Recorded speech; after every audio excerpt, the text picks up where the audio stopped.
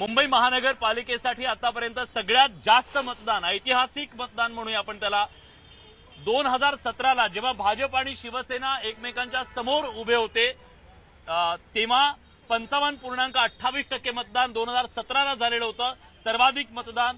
त्याच्या आधी 2012ला 44.75%, 2007ला 46.5% आणि 2002ला केवळ 42.5% मतदान झालं होतं.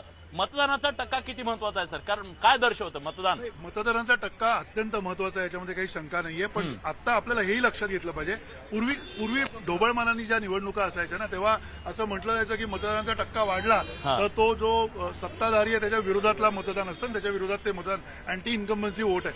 असं काही आता फार काही राहिलेलं नाही, कारण आता खूप मायक्रो मॅनेजमेंट झालेलं आहे निवडणुकांमध्ये. जो मुद्दा आता प्रशांतनी सांगितला की जिथे मराठी बहुल मतदार नाही आहेत, 137 जागा आसपास ज्या आहेत जिथे भाजपनी कॉन्सन्ट्रेट केलेलं असण्याची त्यांची रणनीती असू शकते, आणि त्या रणनीतीनुसार जर तिथे 60%, 68% जर का मतदान घडवून आणलं गेलं असेल भाजपनी, त्याचा अर्थ तिथे मराठी पण त्यांचे उतरले, तिथे त्यांचे जेवढे मतदार आहेत ते उतरले आणि मग ते उतरवले गेले, आणि मग त्याच्यानंतर तिकडे जर का तेवढा टक्का वाढला असेल तर तेही त्या ठीक आहे.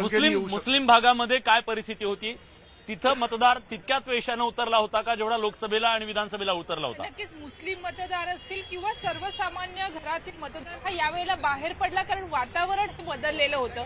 दुबार मतदारांचा नरेटिव्ह सेट केला होता. यापूर्वीच्या निवडणुकांमध्ये आलेले अनुभव हे सगळ्यांकडे होते. त्यामुळे मुस्लिम मतदार आपल्या गल्लीतील प्रश्न कोण मांडेल त्या चेहऱ्यासाठी उतरलेले होते. इथे पक्षीय राजकारण चालत नाही. गटर मीटरचा विषय सुरू असताना मुस्लिम मतदार असो नाहीतर मराठी मतदार असो त्यांनी चेहऱ्याला महत्व दिले. त्यामुळे इतके वर्ष निवडणुका रखडल्यानंतर ज्या चेहऱ्यानं सर्वसामान्यांसोबत नाळ जोडली त्याच्यासोबत आज मतदार.